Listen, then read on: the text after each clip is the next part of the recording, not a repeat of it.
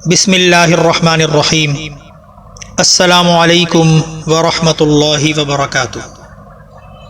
جی تو دوستوں، اس قسط میں ہم حضرت موسیٰ علیہ السلام کے متعلق کچھ باتیں کریں گے، یعنی بنی اسرائیل کے متعلق بات ہوگی، اور اس قسط میں کچھ مزید انبیاء کرام کا ذکر بھی ہوگا، اور انشاءاللہ یہ سلسلہ ہم حضرت عیسیٰ علیہ السلام تک جا کر جوڑیں گے۔ حضرت موسیٰ علیہ السلام، اس موقع پر اللہ تعالی نے بنی اسرائیل کو فرعون کے مظالم سے نجات دلانے کے لیے حضرت موسیٰ علیہ السلام کو مبعوث کیا۔ وہ بنی اسرائیل کے ایک گھرانے میں پیدا ہوئے تھے۔ ان کی ولادت سے قبل فرعون نے ایک خواب دیکھا تھا، جس کی تعبیر نجومیوں نے یہ دی کہ بنی اسرائیل کی نسل کا ایک بچہ فرعونی سلطنت کو ختم کر دے گا۔ فرعون نے اس بچے کے خاتمے کے لیے بہت انتظامات کیے، اور بنی اسرائیل میں ان گنت نومولود بچوں کو قتل کرتا چلا گیا، مگر اللہ تعالی نے حضرت موسیٰ علیہ السلام کی حفاظت کا عجیب انتظام کیا۔ ان کی والدہ کے دل میں یہ بات ڈالی کہ وہ انہیں صندوق میں رکھ کر دریائے نیل میں ڈال دیں۔ یہ صندوق بہتے بہتے دریائے نیل کی اس نہر میں چلا گیا جو فرعون کے محل میں جاتی تھی۔ فرعون کی بیوی آسیہ نے صندوق کھولا اور اس بچے کو گود لے لیا۔ اس طرح فرعونی سلطنت کے خاتمے کی علامت بن کر آنے والا یہ عظیم پیغمبر فرعون ہی کے محل میں پلا بڑھا۔ جوانی کے ایام میں ان سے ایک مقامی شخص کا نادانستہ قتل ہو گیا، جس کی بنا پر انہیں ملک چھوڑ کر مدین جانا پڑا۔ وہاں حضرت شعیب علیہ السلام کی خدمت اور تربیت میں رہے، اور آخر ان کے داماد بنے۔ آخر وہ وقت آیا جب اللہ تعالی نے انہیں کوہ طور پر ہم کلامی کا شرف بخشا اور نبوت عطا کر کے فرعون کے ہاں جانے کا حکم دیا۔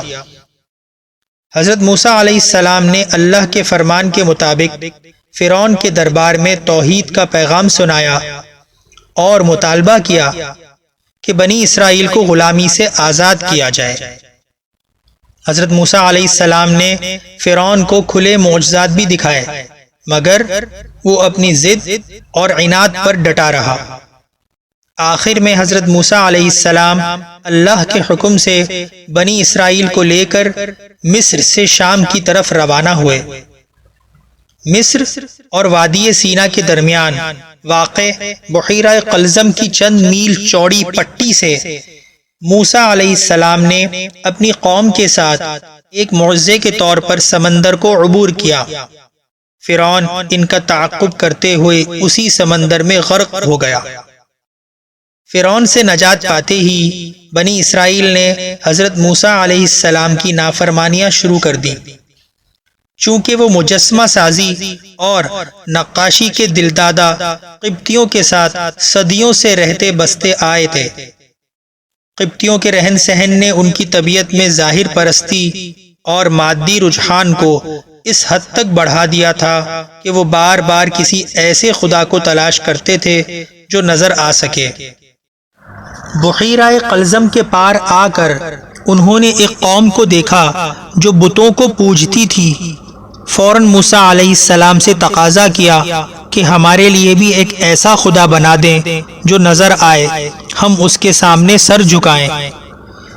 موسیٰ علیہ السلام نے غضبناک ہو کر فرمایا، تم بہت جاہل لوگ ہو۔ موسیٰ علیہ السلام تورات لینے کوہ طور پر گئے تو ان کی عدم موجودگی میں ان کی قوم کے ایک عیار شخص سامری نے بنی اسرائیل کو بچھڑے کے طلائی مجسمے کے عبادت کی طرف راغب کرنا شروع کیا۔ ظاہر پرستی کے مارے ہزاروں بنی اسرائیل اس فریب میں آ کر مرتد ہو گئے اور پھر اس جرم کی پاداش میں قتل ہوئے۔ جب موسیٰ علیہ السلام تورات لے کر آئے تو بنی اسرائیل کے عمائد نے ایک بار پھر شک کیا کہ اندیکھے خدا کے نوشتے پر کیوں کر ایمان لائیں۔ چنانچہ ایک بار پھر مطالبہ کیا کہ ہمیں اللہ کی کھلم کھلا زیارت کرائی جائے۔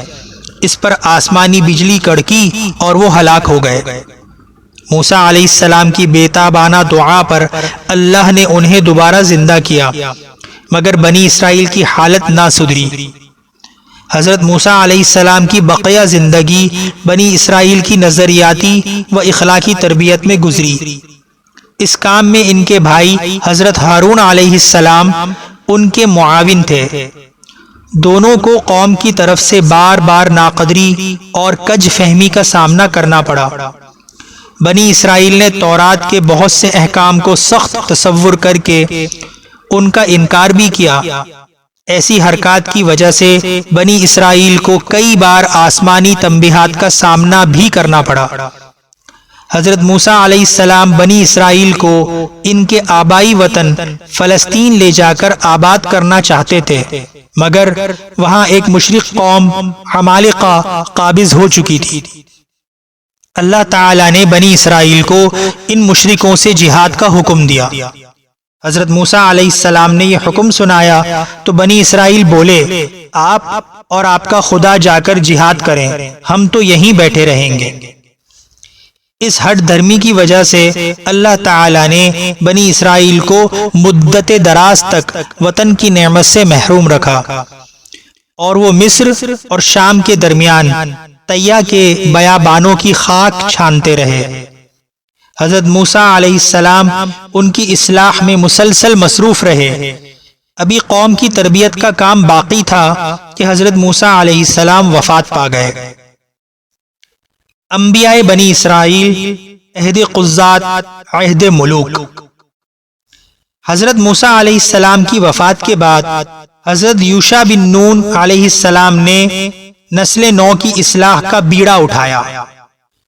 بنی اسرائیلی اپنی ماضی کی کوتاہیوں کی تلافی کرنے کے لیے ان کے پرچم تلے جمع ہوئے اور قوم عمالقہ سے جہاد کر کے ان کا مرکزی شہر اریحہ فتح کر لیا۔ عمالقہ شکست کھا کر بکھر گئے۔ ان کے بہت سے افراد افریقہ میں جا بسے اور بربر کہلائے۔ حضرت یوشع بن نون علیہ السلام کی وفات کے بعد 400 برس تک بنی اسرائیل کی سیاست ان کے علماء کے ہاتھوں میں رہی۔ یہ دور عہد قضات کہلاتا ہے۔ اس کے بعد کی تاریخ کا دور عہد ملوک کہلاتا ہے، جس میں حضرت شمویل، حضرت داؤد اور حضرت سلیمان علیہ السلام جیسے برگزیدہ پیغمبر ان کے بادشاہ بنے۔ طالوت کی قیادت میں بنی اسرائیل نے جالوت جیسے دشمن کو شکست دے کر دریائے اردن کے پار کا علاقہ بھی فتح کر لیا۔ حضرت داؤد اور حضرت سلیمان علیہ السلام کا دور حکومت بنی اسرائیل کی تاریخ کا سنہرا دور تھا، جس میں اسرائیلی دنیا کی سب سے طاقتور قوم شمار ہوتے تھے۔ حضرت سلیمان علیہ السلام کی حکومت جنات، پرندوں اور ہوا پر بھی تھی۔ تخت سلیمانی، جس پر حضرت سلیمان علیہ السلام اپنے درباریوں سمیت تشریف فرما ہوا کرتے تھے، آن کی آن میں سینکڑوں میل طے کر جاتا تھا۔ آخری عمر میں حضرت سلیمان علیہ السلام نے بیت المقدس میں ایک عبادت گاہ کی تعمیر شروع کرائی، جس میں جنات بھی مزدوروں کے طور پر کام کر رہے تھے۔ اس تعمیر کے دوران حضرت سلیمان علیہ السلام کا انتقال ہو گیا۔ حضرت سلیمان علیہ السلام کی وفات کے بعد بنی اسرائیل ایک بار پھر نظریاتی و اخلاقی کج روی کا شکار ہو گئے۔ انہوں نے زبور کے مندرجات میں تحریف کر دی۔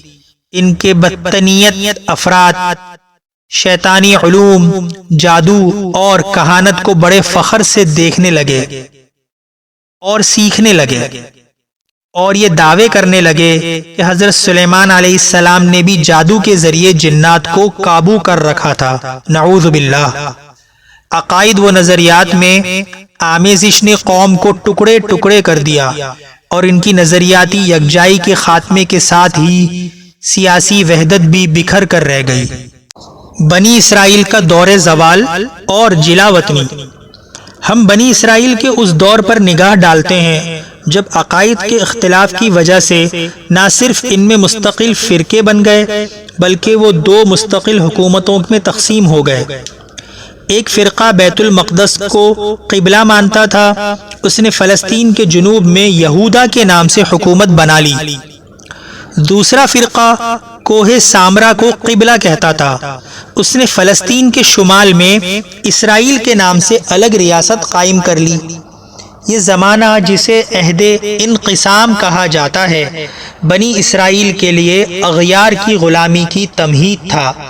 اس دور میں حضرت ارمیا علیہ السلام بنی اسرائیل کی اصلاح کے لیے متحرک رہے اور انہیں آنے والی تباہی سے خبردار کرتے رہے، مگر یہ لوگ ٹس سے مس نہ ہوئے۔ 70 برس تک بیت المقدس ویران رہا۔ آخر فارس میں جب بہمن نے حکومت سنبھالی تو اس نے جلا وطن بنی اسرائیلیوں کو فلسطین واپس جانے کی اجازت دے دی۔ اس کے ساتھ ساتھ اس نے بیت المقدس کو بھی ازسر نو تعمیر کرا دیا۔ بابل سے واپس آنے والے لوگوں میں حضرت عزیر علیہ السلام بھی تھے، جنہوں نے اپنے حافظے کی مدد سے تورات کو دوبارہ لکھوا دیا۔ اس طرح یہودیوں کو ایک مدت بعد شریعت کا ماخذ دوبارہ میسر آیا۔ یہودی طویل مدت تک فارس کے بادشاہوں کے ماتحتی میں زندگی بسر کرتے رہے، یہاں تک کہ یونانی فاتح سکندر اعظم نے ایشیا کا رخ کیا اور بخت النصر کے حملے کے 435 سال بعد شام، عراق اور ایران پر قابض ہو کر گیانی سلطنت کا خاتمہ کیا۔ اس طرح یہودی یونانی بادشاہوں کے نائبین کی غلامی میں چلے گئے، جن کو فلسطین میں ہیروڈوس کہا جاتا تھا۔ اس پستی اور ذلت کے دور میں بھی بنی اسرائیل میں انبیاء کرام کا سلسلہ جاری تھا، مگر ان کی کوششیں بار آور نہیں ہو رہی تھیں۔ علماء یہود نے تورات کو اپنی خواہشات کے مطابق محرف کر کے انبیاء کی اصلاحی و تجدیدی کوششوں کی سختی سے مخالفت شروع کر دی تھی۔ اس کے علاوہ ان انبیاء کرام کو یورپی حکام کی روک ٹوک اور سختیوں کا سامنا بھی کرنا پڑ رہا تھا۔ حضرت عیسیٰ علیہ السلام کی ولادت سے 64 سال قبل رومی حاکم پومپئی نے یونانیوں کو شکست دے کر فلسطین پر قبضہ کر لیا۔ اس طرح یہودی یونانیوں سے رومیوں کی غلامی میں آ گئے۔ رومیوں کے دور میں حضرت زکریا اور حضرت یحییٰ علیہ السلام جیسے مشفق پیغمبروں نے قوم کی اصلاح کے لیے تمام توانائیاں صرف کر دیں، مگر حضرت زکریا علیہ السلام کو یہودیوں نے جھوٹی تہمتیں لگا کر آرے سے چیر ڈالا، اور حضرت یحییٰ علیہ السلام کو رومی حکام ہیروڈوس نے اس وجہ سے قتل کر دیا کہ وہ اپنی بھتیجی سے نکاح کرنا چاہتا تھا، اور حضرت یحییٰ علیہ السلام نے اسے اس گناہ سے منع کیا تھا۔ جزاکم اللہ خیرا۔